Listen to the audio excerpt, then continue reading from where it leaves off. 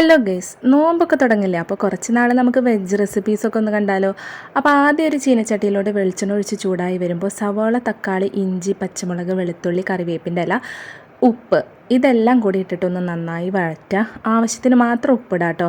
ഇത് നല്ല പോലെ ഈ ഒരു പരുവത്തിന് വഴഞ്ഞു വരുമ്പോൾ ഇതിലേക്ക് മുളക് പൊടി, മല്ലിപ്പൊടി, മഞ്ഞൾപ്പൊടി, ഗരം മസാല ഇട്ട് കൊടുത്തിട്ട് വീണ്ടും അതിൻ്റെ ആ ഒരു പച്ചമണം മാറുന്നത് വരെ നന്നായിട്ടൊന്ന് വഴറ്റി കൊടുക്കുക.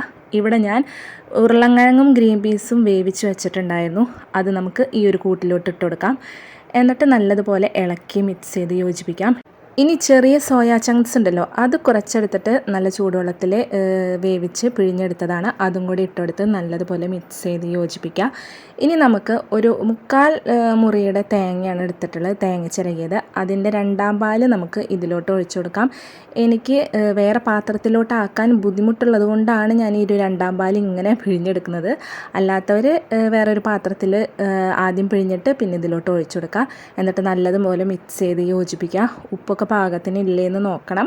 എന്നിട്ടിത് അടച്ചു വെച്ചതിന് ശേഷം നമുക്കൊന്ന് നന്നായി തിളപ്പിച്ച് കുറുക്കിയെടുക്കാം. ഈ പൊടികളൊക്കെ നിങ്ങളെടുക്കുന്ന ആ ഒരു അളവിനനുസരിച്ചിട്ട് ഇട്ടുകൊടുക്കാം കേട്ടോ. ഇപ്പോൾ ഇതാ ഒന്ന് തിളച്ച് സെറ്റായി വന്നിട്ടുണ്ട്. ഒന്നും കൂടി ഒന്ന് കുറുകി സെറ്റാവാനുണ്ട്. ഈ ഒരു കറി എല്ലാത്തിൻ്റെ കൂടെ ചേരും. ചോറിൻ്റെ കൂടെ ആയാലും ചപ്പാത്തിയുടെ കൂടെ ആയാലും പൂരി, അങ്ങനെ എല്ലാത്തിൻ്റെ കൂടെ ചേരും. ഇപ്പോൾ ഇത് ഞാൻ ചോറിന് വേണ്ടിയിട്ടാണ് ഉണ്ടാക്കുന്നത്. ഞങ്ങളിവിടെ പിന്നെ രാവിലെ ഉണ്ടാക്കിയ കറി രാത്രി വരെ ഉണ്ടാവും. അപ്പോൾ പിന്നെ ബ്രേക്ക്ഫാസ്റ്റിന് എന്താണ് ഉണ്ടാക്കണത് അതിൻ്റെ കൂടെയായാലും ഞങ്ങളിത് കൂട്ടും.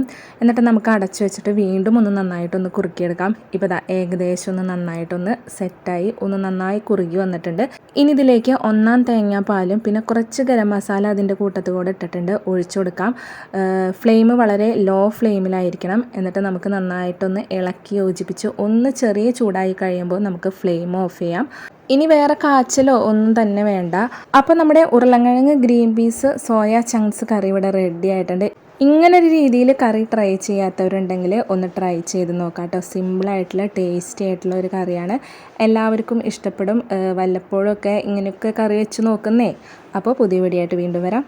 താങ്ക്